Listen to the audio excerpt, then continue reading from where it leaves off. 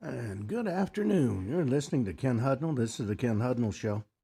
Coming to you from our studios right here in exciting El Paso, Texas. Gateway to the Old West and the most haunted city in the country. Well, today is August the 10th, 222nd day of this year. We've got almost running out of this year at the rate we're going. 1793, the Louvre officially opened as a public museum in Paris.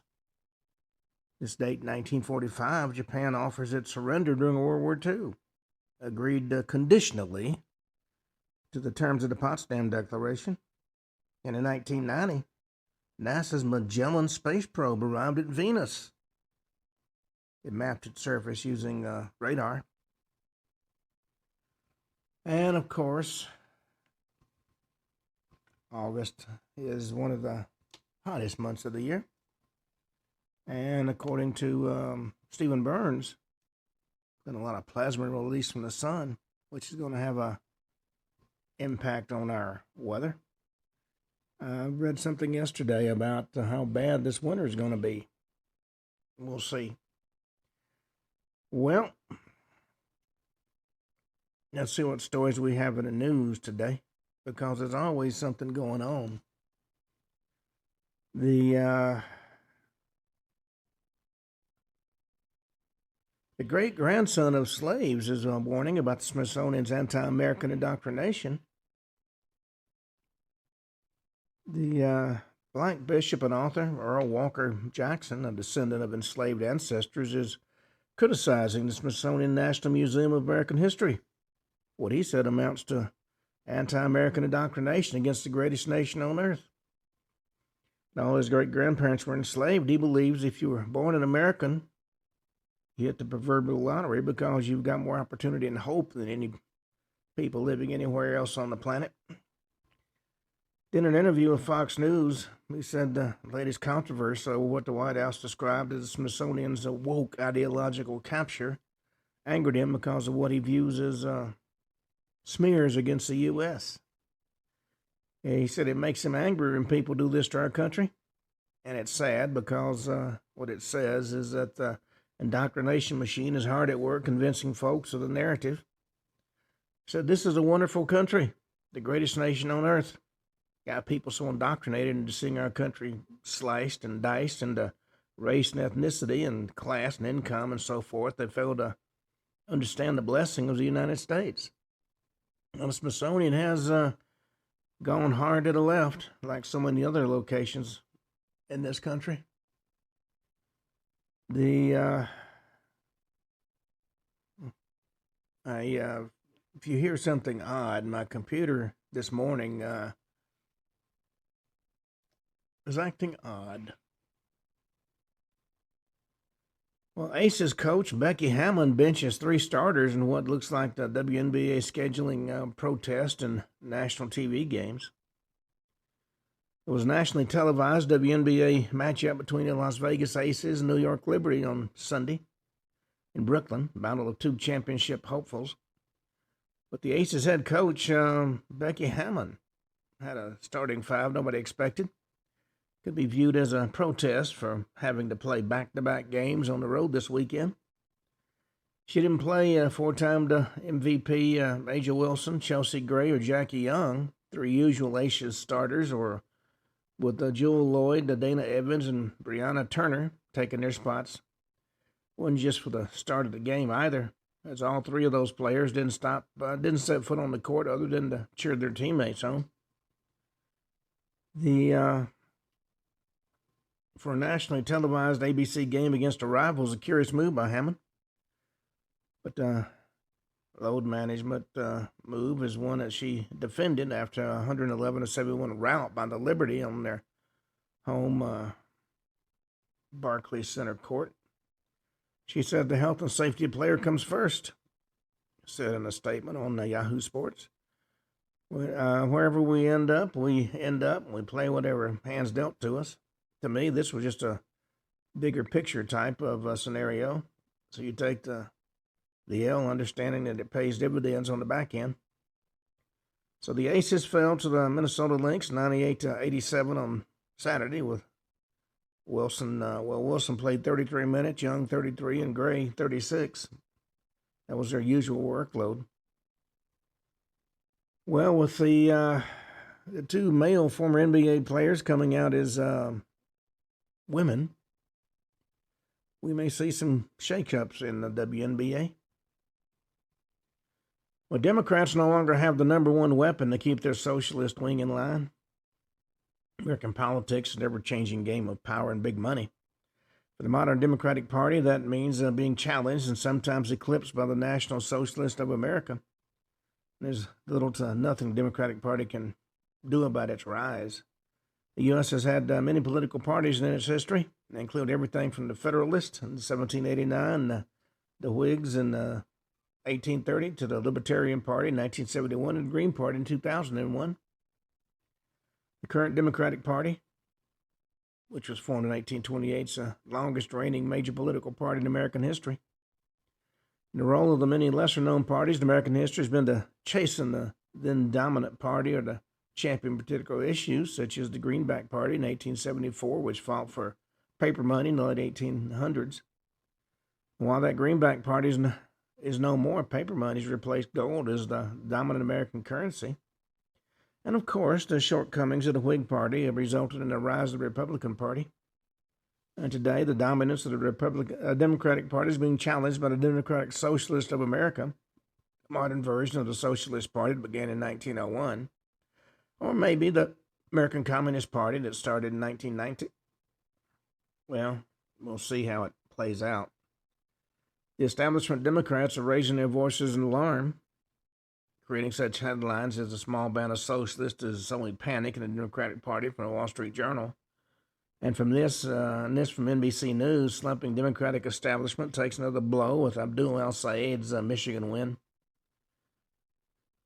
Well, certainly we're going to see some major changes to the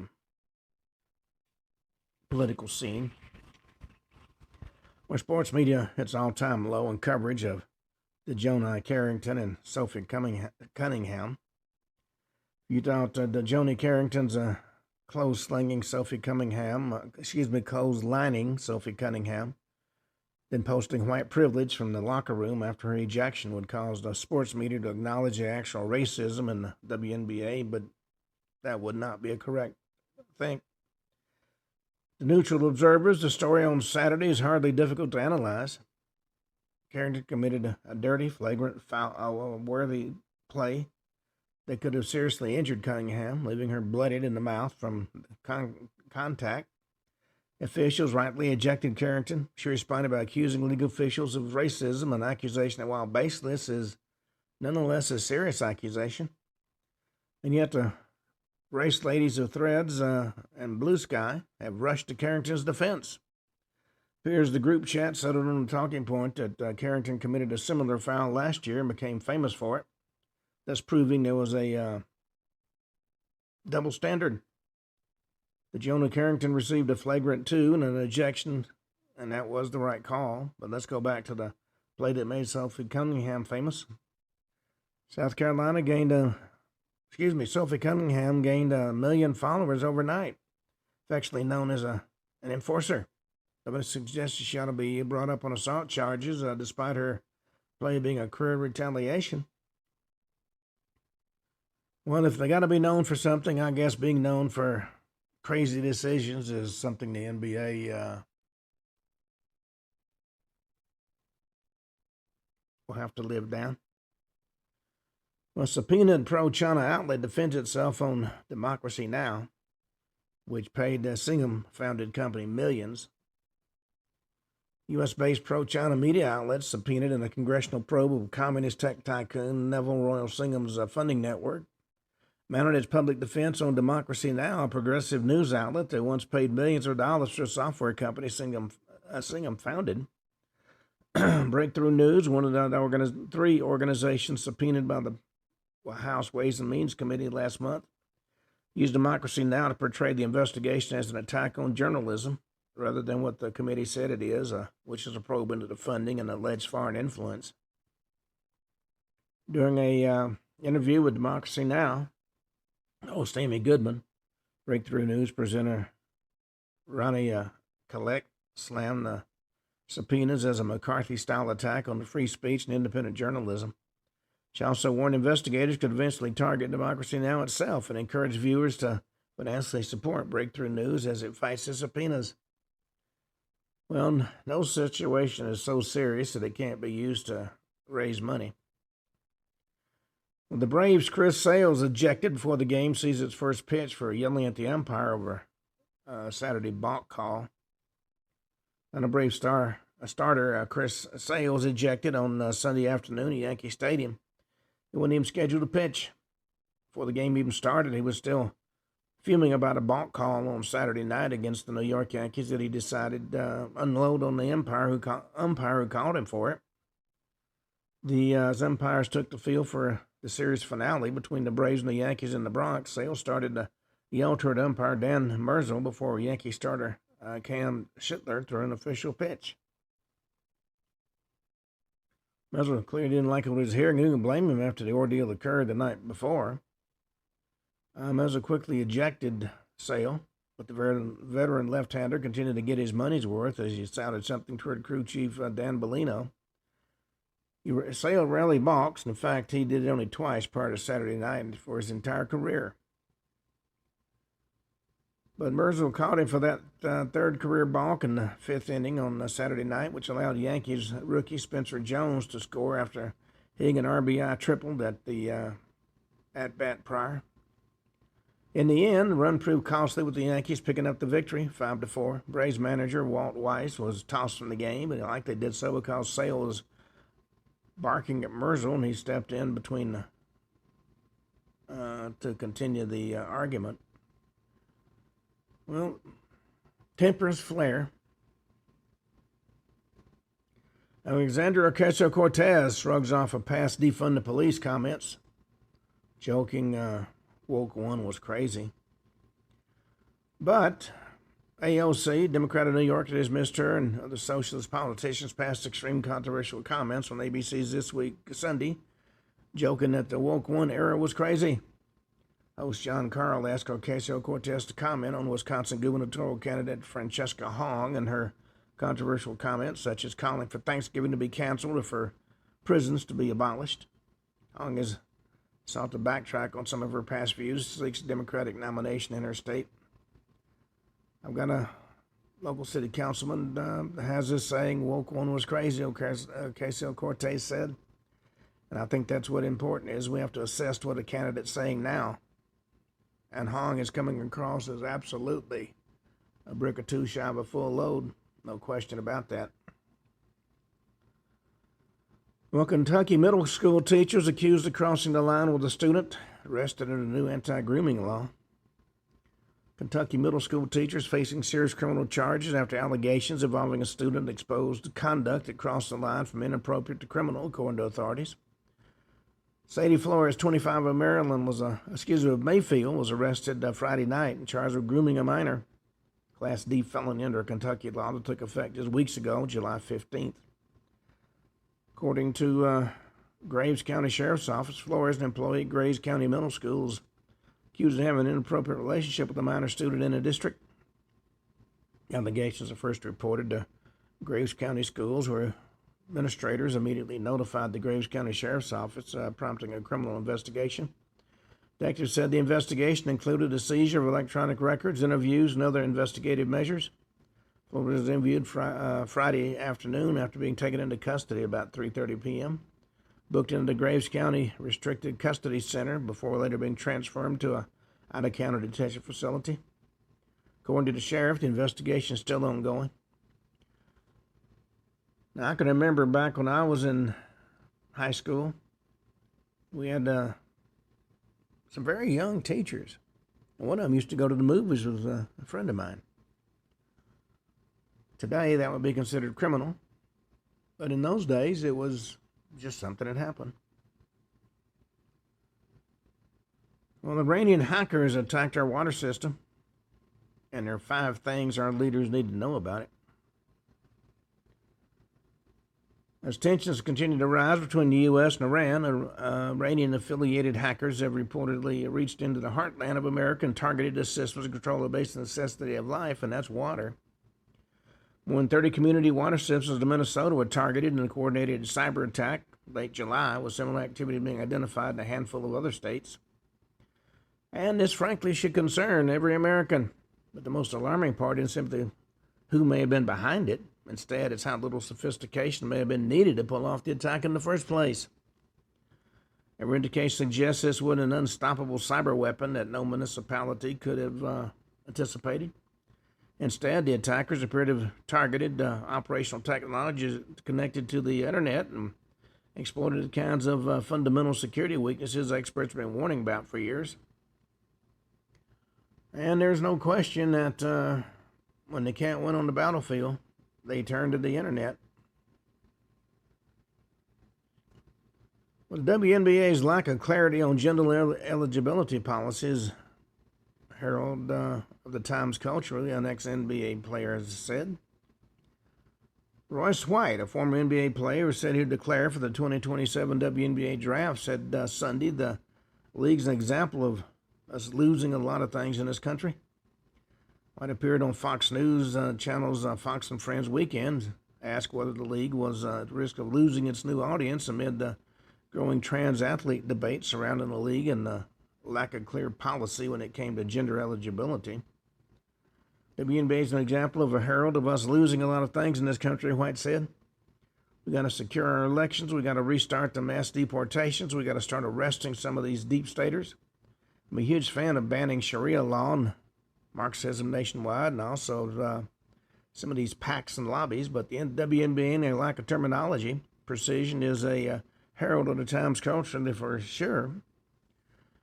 It's going to be interesting to see a 6'10" former NBA player running up and down the court with a lot of much smaller females.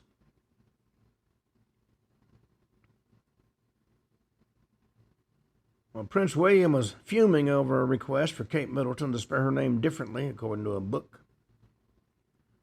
He was reportedly fuming after King Charles III and Queen Camilla suggested Kate Middleton change the spelling of her first name when she joined the royal family, according to a new book that's out.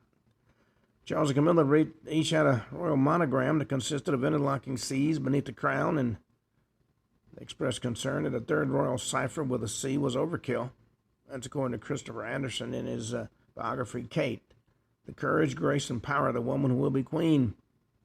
Would Kate mind if she changed the spelling of her full name from Catherine with a C to Catherine with a K? Was the question asked by the royals. Anderson added, officially, by yet another command from on high, essentially aimed at placating Camilla. King William replied on his wife's behalf. He said that question is nothing more than insulting. He told his father, not only to Kate, but to her entire family. Well, the Kensington Police spokesman told Fox News Digital they don't comment on books. The entire nature of Charles and Camilla's request that Catherine was adding too many C's to the royal crest shows us how much image and branding means to members of the royal family.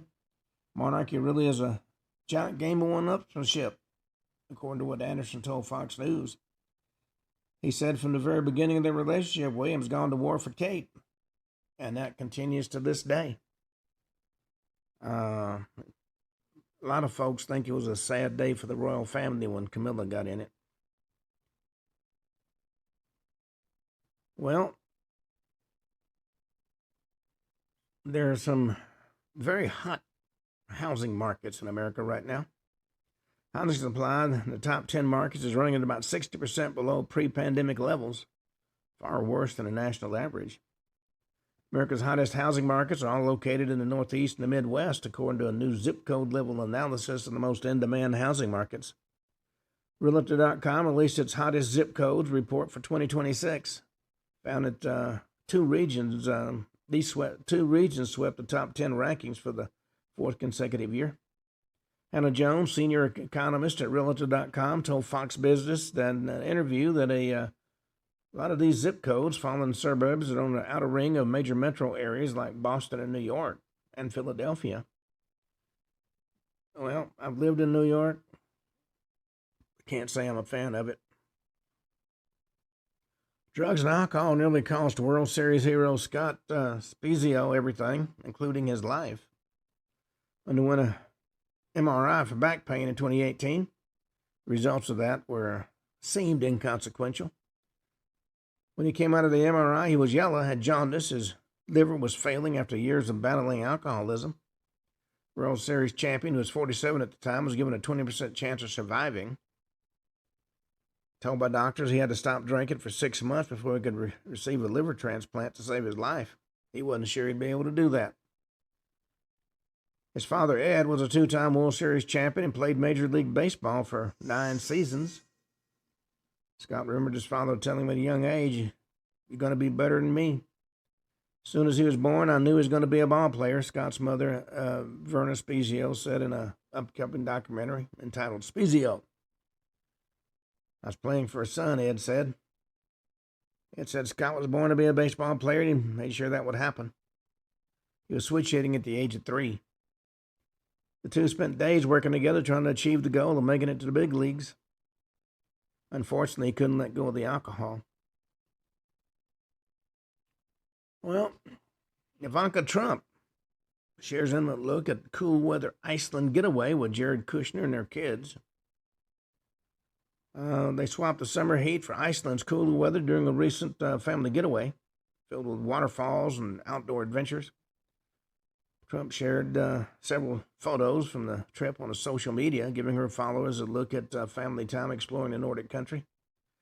Also showed a series of pictures showing her in a bathing suit. And rather attractive, I must say. Well, we're going to be talking about our topic for today, but before we do, a friend of mine died a few years ago of a brain aneurysm. And the cause of the aneurysm, I can't talk myself today, was a service-connected disability. He'd been in the Navy, and he was a year or two older than I am, so he actually was in Vietnam. And he was exposed to Agent Orange. He was in the Navy, and one of the places that the VA has determined exposure could take place was on ships off the coast of Vietnam. Well, unfortunately, my friend took the position that VA benefits were charity, and he wasn't going to be applying for no charity. Now, let me assure you, VA benefits are not charity. It's something you earned. But until he was in his final hospital stay, I could not convince him to fill out the forms to allow the benefits to be granted. In fact, the benefits were granted 3 days before he died. And they were going to transfer him to a VA facility from the expensive hospital he was in. Unfortunately, he never made it. But my point is, a lot of people left the service with issues that didn't show up until later in life. My father was one. And back in those days, VA benefits were kind of hit and miss. And it's still that way to a certain extent today. Because, unfortunately, the VA doesn't explain a lot. And if you ever deal with VA speak, sometimes they talk in circles. Well, I set out to try to do something about that. And I've written 10 books that you can find on Amazon and Kindle, simplifying the VA jungle. I heard a gentleman holding forth at a restaurant the other day. He was at the end of the VA road. He was at 100%, and there was nothing else he could get. That is far from the truth. 100% is the top of the rating system. That is not the top of the system. Above the 100% is what's called Special Monthly Compensation, or SMC. And it covers a lot of things you would never imagine the VA would look at. You can get a caregiver to come to your home. There's a new program that was explained to me the other day. They actually have nurse practitioners come to your home. Instead of you having to go and wait in a waiting room to see a doctor, they do the next best thing. They come to your house. It's unbelievable what the VA offers. The problem is you have to know to ask for it and use the proper terminology. And some of the areas that would be beneficial to people here are considered in the beginning stages. The programs don't actually exist here yet. And more and more programs are being added. Well, with all that having been said, and I urge you to, if you served in the military, there's certain areas where exposure to Agent Orange is considered presumptive. A lot of other areas, you may have been exposed, but you have to prove it. And that's what makes it different and difficult. Well, today we're going to talk about a topic that there's been a lot in on the internet about, and that's called the infamous Men in Black, or MIBs. If you remember, Will Smith and Tommy Lee Jones made a outrageous movie about Men in Black. Behind all the humor, of course, they were quite serious about what they were saying. And within the annals of ufology and Forteana, a few more ominous characters than the mysterious Men in Black. Those sinister individuals whose role in life seems to revolve around threatening UFO witnesses and researchers. I knew some UFO researchers in California who said they'd been hassled by Men in Black. Utterly elusive, some might even say predatory, these individuals inhabit the shadowy corners of our world, surfacing when the mood takes them, causing havoc and misery and terror before vanishing back into their old darkness to plot their next wave of high strangeness. Men in Black of ufology were elevated to superstar status in '97 with the movie, of course. Although the Hollywood blockbuster was merely an entertaining work of fiction, the real-life Men in Black had been a persistent part of the UFO lore since the 1950s. Reported to have repeatedly attempted to silence witnesses to UFO encounters and confiscate any and all evidence of an extraterrestrial nature, particularly photographs.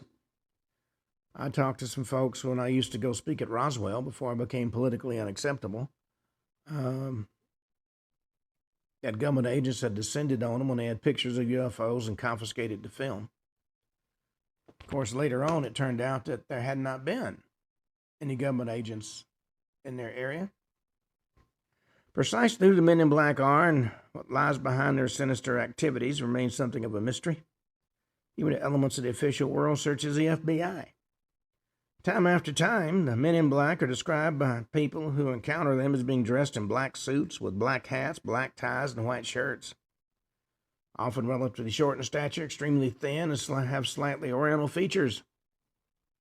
They also seem to have a tenuous grasp of the English language. Sometimes they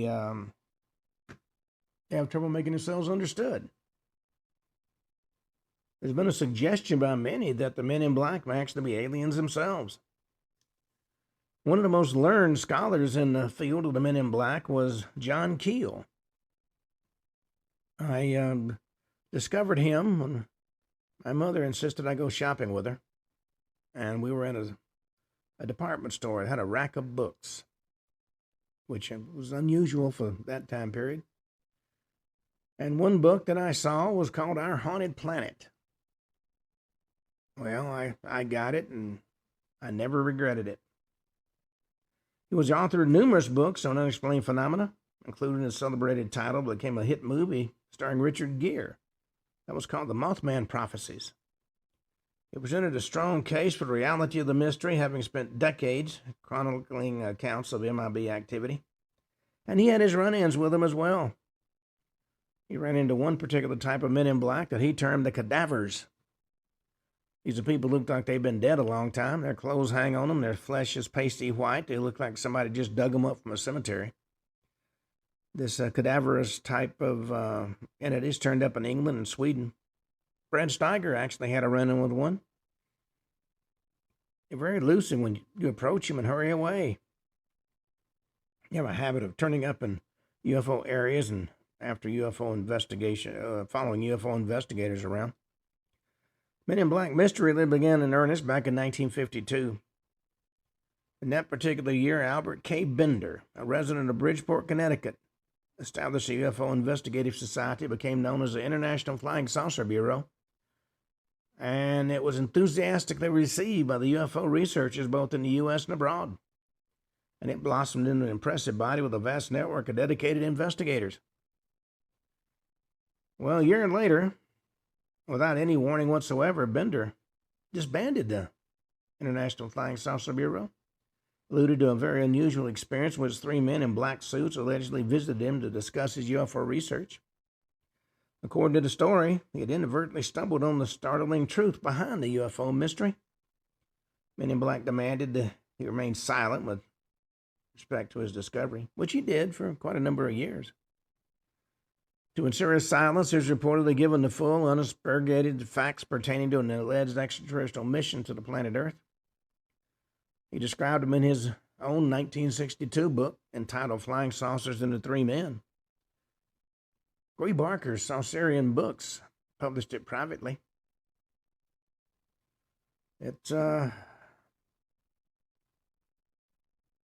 He had a number of, shall we say, unusual encounters with entities. And Bender was overwhelmed with stark terror. He stayed silent for years, conveying only the basic facts of the visit to a few trusted colleagues within the field of UFO research.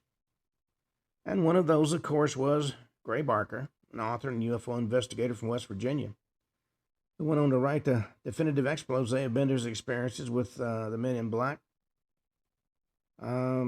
He came out with a book in 1956 entitled They Knew Too Much About Flying Saucers. Full decade after he retired from UFO scene, Bender's uncensored story surfaced in The Flying Saucers and the Three Men. Bizarre title contained all manner of weirdness pertaining to Bender's alleged experiences, including information on a secret UFO base in Antarctica, mission of the Men in Black to obtain a unique element from the Earth's oceans, demonology, the occult, spiritualism, and even black magic. Well, put off by a lot of this material, though, a lot of the UFO researchers in the U.S. and Britain largely ignored that book when it was published. Now, if Bender's account was isolated and one of a kind, it'd conceivably be acceptable grounds for believing that his sensational claims are simply the product of a disturbed, fantasy-driven mind.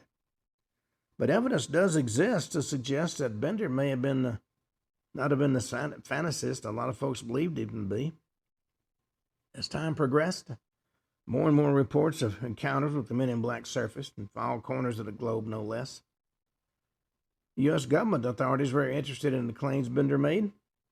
Indeed, there's an official UFO documentation that has a direct bearing on the Bender affair and demonstrates that official surveillance of Bender and Barker, as well as their links to the mystery of the Men in Black, well underway by the early 1950s. August 28, 1953, an agent of the FBI visited Gray Barker and asked him a number of questions concerning Albert Bender's International Flying Saucer Bureau. Turns out Bender had mailed to Barker a pack of business cards he had printed identifying Barker as chief investigator of the International Flying Saucer Bureau. And in the pages of They Knew Too Much About Flying Saucers, Barker admitted having given 4 or 5 to close friends who still had them when he checked with them a week later. So it was a bit of a surprise when the FBI turned up on Barker's doorstep with one of those business cards in hand, asking probing questions. It was never explained how the FBI got in touch with him, and with all the crime in this country, to spend time chasing UFO investigators seems a little odd. Well, the agent asked, "What's this all about?" And Barker explained the Flying Saucer Bureau is simply an organization formed to investigate flying saucer phenomena. The business cards were simply a means by which the investigators could be identified. Well, the FBI man went on to ask Barker if he knew of a certain individual whose name Barker never admitted later, who lived in Florida. Barker replied he didn't, and then this prompted the agent to advise Barker that the man had suffered an epileptic fit and been taken to a nearby St. Mary's hospital. Contained within his belongings is one of Bender's International Flying Saucer Bureau business cards. But now satisfied that Barker wasn't acquainted with the man in question, the FBI agent thanked him and departed as mysteriously as he arrived. Well, what Barker said later was he had no idea in the world how anybody from Florida had come into possession of one of his business cards. And Barker began to seriously wonder if there really had been an epileptic man, or if it had simply been a clever ruse to allow the FBI to covertly check out Barker, Bender, and International Flying Saucer Bureau, and a story of Bender's experience with the Men in Black. And Barker, of course, voiced all these concerns in a lengthy report he sent to Bender, who quickly wrote back, "I can't for the life of me see why they'd be checking up. Certainly proves one thing. The government's more interested in flying saucers than they've admitted." Well, a number of years later, Barker and Bender and their links to the mysterious Men in Black are once again a subject of FBI interest. It was November 22nd, 1958. An inquiring citizen of Oklahoma City contacted J. Edgar Hoover himself about the FBI's somewhat harsh and heavy-handed treatment of UFO investigators, including Bender. According to what was written, recently a lot of rumors have been printed in UFO periodicals concerning reports that special agents of the Federal Bureau of Investigation have discouraged certain saucer investigators, particularly Mr. Albert Bender of Bridgeport, Connecticut, from further research into the secret of these elusive discs. As you're the director of the FBI, I'd like to know whether or not these reports are factual, whether they're just rumors. Well, Hoover's response was quick. He sent the letter writer a little missive that said, "I'm instructing the special agent of our Oklahoma City office to contact you concerning the matter you mentioned." And a note went from Hoover to the special agent in charge in Oklahoma City, and it said an agent of your office should contact the letter writer immediately and get copies of or information about the periodicals described. A memorandum to Hoover dated December 9, 1958, the Oklahoma office of the FBI reported the periodical in question was titled The Saucerian Bulletin, was published by Gray Barker. The FBI further noted for Hoover's attention that the Saucerian Bulletin reported that 3 men responsible for silencing Albert Bender were from the FBI, Air Force Intelligence, and Central Intelligence Agency. According to an FBI report dated December 12th, Bender formed the International Flying Saucer Bureau in Bridgeport, Connecticut in 1952. They're going to look into the flying saucer mystery. In 1953, Bender allegedly stated he knew what the saucers were. Then 3 men in black suits silenced him to the extent that even today Bender will not discuss the matter and of his hush-up with anybody. A month later, January 22nd, 1959, Hoover is still hot on the trail of Barker, Bender, and the Men in Black. Hoover wrote in a memorandum to one of his agents, "The Bureau desires to get a copy of the book written by Gray Barker entitled They Knew Too Much About Flying Saucers." Reportedly, the book was published by University Books Incorporated of Illinois. Contact this publishing house and, if possible, get a copy of the book. 3 weeks later, a copy of Barker's book was in Hoover's own hands, as were all available copies of Bender's Space Review magazine. The FBI subsequently noted its files contained no information pertaining to the hush-up of Bender. On the subject of Space Review, the FBI noted, well, my screen just went dark. There we go.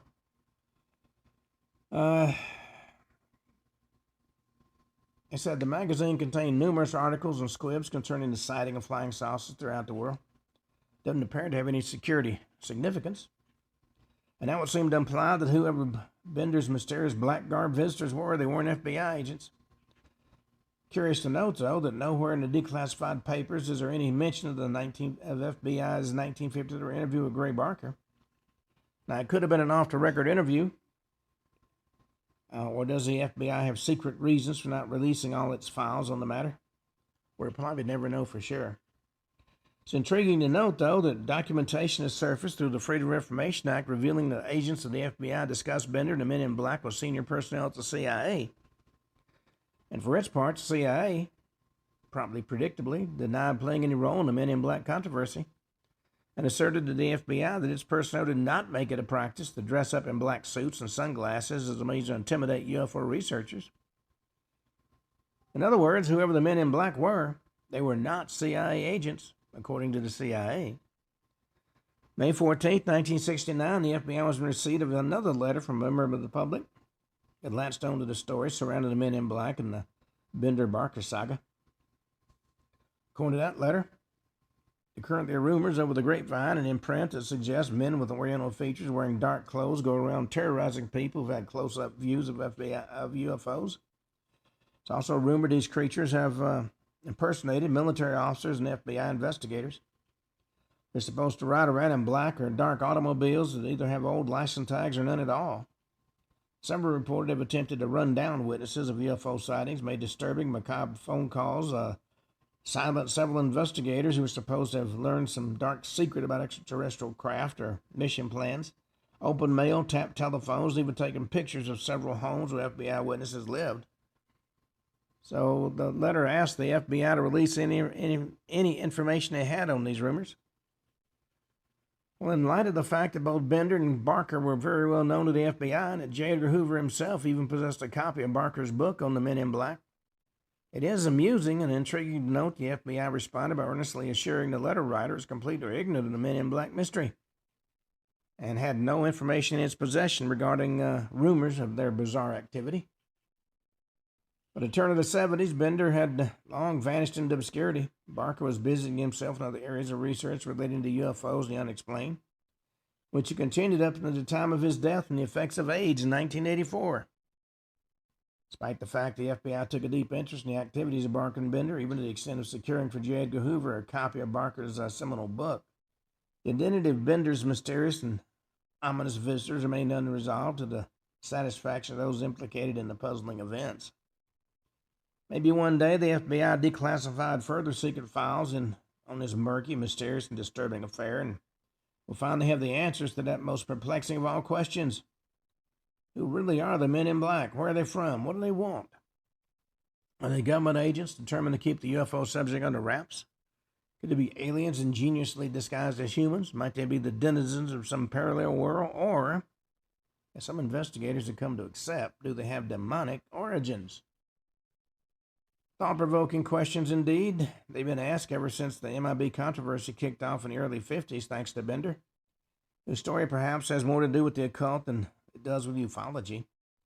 The glowing-eyed silhouettes that appear and vanish at will, the foreboding nightmares and tales of brimstone and witches are merely the tip of a large, utterly black iceberg under which the strange secret of the UFO mystery seems to lie.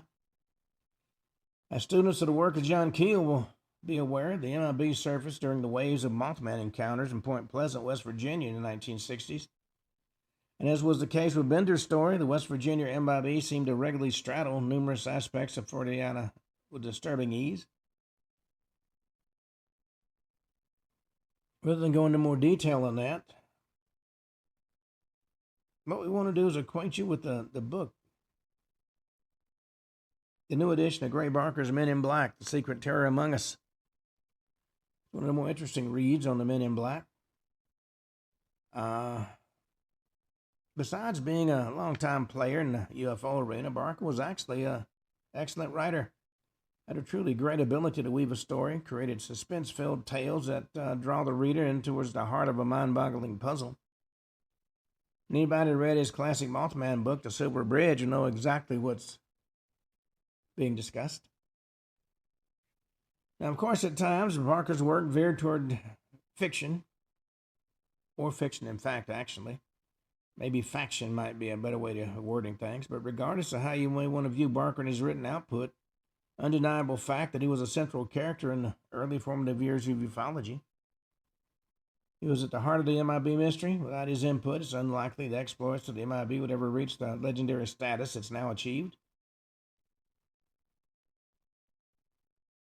Well, there are, of course, a lot of tales that circulate about the MIBs and UFOs.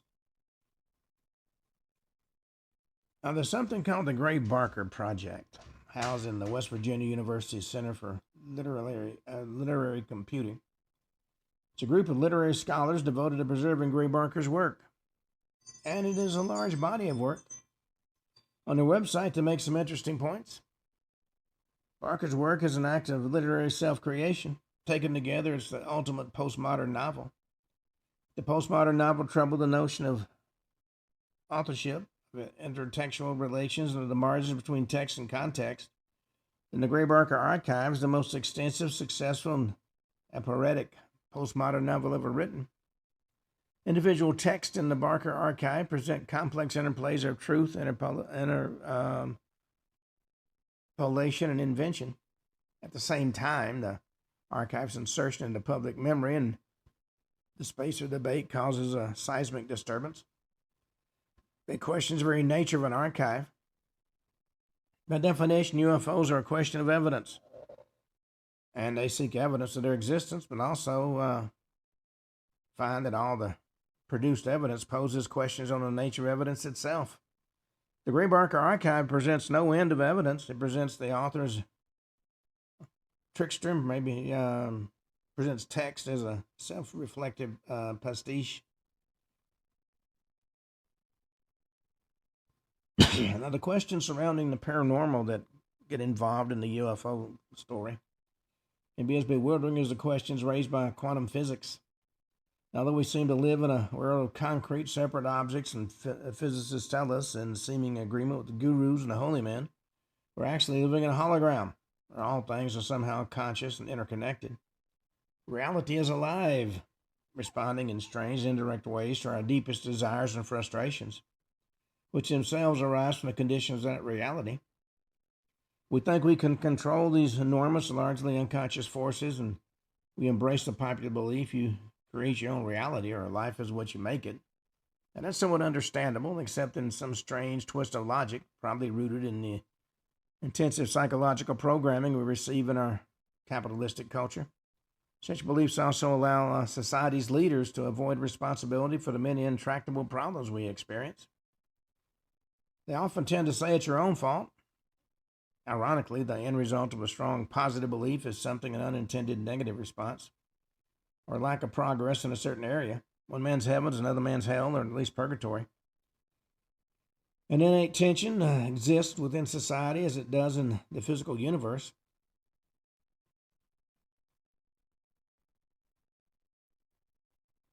Aristotle claimed that the new science he was trying to create, he called it metaphysics, depended on first reviewing all these things that still puzzle us. Many childhood paranormal witnesses have taken to this method of inquiry. Our experiences almost demand such an approach. It's a personal exploration on one level. It's also a form of cultural anthropology. Since many of the folks in West Virginia and Ohio were seeing Mothman and MIBs and UFOs during the late 60s, folks grew up wanting certain questions answered. Some folks found their way into fields that might help answer those questions. Gray Barker is working for those same answers. In the late 60s, he and John Keel, author of the Mothman Prophecies, were in the Kanawha Valley to investigate matters. And as Barker described in his book on Mothman, they visited the hamlet of Mound, West Virginia, now called North Charleston, while looking into the Tad Jones UFO sighting case. Mound was once the location of a Shawnee Indian settlement with lots of burial mounds. And since the Kanawha Valley was not encroached upon by the last ice age, those mound sites are quite ancient. Human tools and implements dating back thousands of years have been found there. Certain earthworks in the area appear to be based on the same mathematics as Stonehenge and the Great Pyramid. And extremely tall skeletons found in the mounds are said to resemble those uncovered near Damascus Gate in Old Jerusalem. And Mound is maybe better known for hosting Union Carbide's Blaine Island plant, which, among other things, isolates and purifies rare metals. Several toxic Superfund sites can be found in and around Mound. Geiger counters tend to go off near the plant, as they do in the TNT area in Point Pleasant, which is Mothman's haunt, suggesting the presence of radioactive materials. Today, the Blaine facility is operated jointly by Bayer and Dow Chemical, Carbide's current parent company. Not long after a major labor strike broke out at Carbide in 1966, Mothman was seen flying over the Blaine plant, which is nestled on a U.S. Naval reservation. About that same time, Carbide employee Tad Jones reportedly saw a metallic saucer with tripod legs in Dunbar, the next hamlet to the west of the plant. Additionally, a housewife in St. Albans, just across the river from Dunbar, claimed her husband had gone out onto the porch to confront Mothman, but instead found himself hypnotized by the creature for almost half an hour. In late 1966, a number of folks reported Mothman flying over their car, very close to the spot where Jones saw his UFO. In 1967, a friend of one of these folks showed marks on his front yard where a craft similar to the Jones UFO landed. Now, Dunbar is just east of Institute, another village with lots of Indian mounds. Institute was once a prime stop on the Underground Railroad during the Civil War. Several key battles, mostly over salt deposits, took place in the area, such as the Civil War's Battle of Scary Creek, fought right across the river from Institute. Intensive efforts to mine salt eventually led to the discovery of oil and natural gas, which were present underneath some salt mines. Kanawha Valley is where natural gas was first discovered, where industrial oil was first manufactured by squeezing coal under high pressure. Essentially, the technology and mindset of Big Oil, the infamous military-industrial complex, was given birth along the Kanawha River. U.S. Army Cavalry unit that killed Shawnee Chief Cornstalk at Point Pleasant, thus setting off the Mothman curse on that town, camped near Institute on land owned by George Washington. In World War II, Institute's carbide plant happened to be one of the only places where synthetic oil and gasoline was made. And despite this, or maybe because of it, Carbide and other companies like Dow and Bayer and DuPont shared patents with Nazi Germany during the conflict. After the war, the Institute plant began making MIC, the gas that killed thousands in Bhopal, India. During the wartime patent sharing, the Institute facility had a sister plant of sorts in Germany, Dora Mittelbau, which also made synthetic rubber and oil. But Dora is best known for being the Nazis' infamous V2 rocket plant, where forced labor was used. Dora also reportedly one of the places where Nazi flying saucers were secretly produced, leading to speculation the plant at Institute may have taken over some of the Nazi flying saucer production after the war. And there is now credible evidence that Carbide manufactured some of the plastics and adhesives found at the scene of the Roswell crash. Pieces of the wreckage look suspiciously Nazi-esque to initial UFO investigators, causing them to bring in a German scientist to try and pinpoint the source. And during the Mothman flap, the Air Force lent technical support to NASA, to the NSA, to complete construction of a secret command base in eastern West Virginia, from which submarines and satellites and missiles are now thought to be monitored, as well as a majority of the country's phone calls and faxes and emails. It would have been a perfect facility for testing and tracking remotely piloted aerial vehicles. Today we call them drones. The Germans reportedly developed several models, a few of which fell into U.S. hands. As a result of all this research and development, some serious Cold War spying was going on in the Ohio and Kanawha valleys during the 60s. U.S. drones used in the Middle East today are an outgrowth of this early saucer satellite research. And in June of 2010, the military formally requested permission from the FAA to fly their drones, some of which are small enough to fly through the window of a private home over U.S. airspace. And the man who reportedly headed the Dora Flying Saucer production line, General Walter Dornberger, eventually became an executive at Bell Aircraft in Dallas, supposedly a haven for military men who hated JFK. Dornberger was friends with the famous Nazi scientist Werner von Braun, then head of NASA security. Von Braun, who headed up the Dora facility before coming to the U.S., reportedly rescued Dornberger from being hanged at Nuremberg. Over time, some UFO researchers began to wonder if such ex-Nazi scientists, those who had come from Project Paperclip, and created a concept of alien abduction for their own purposes. Certainly, a widespread belief in ETs might obfuscate the terrestrial nature of flying saucers, and the potential threat of an alien invasion does impute a greater need for the funding of NASA. One could argue that the subject of UFOs greatly intensified the Cold War, resulting in more cash for defense companies and for Wall Street.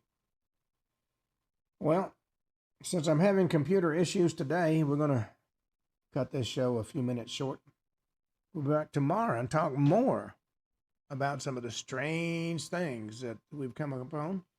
Until then, this is Ken Hudnall for the Ken Hudnall Show saying have a truly great evening.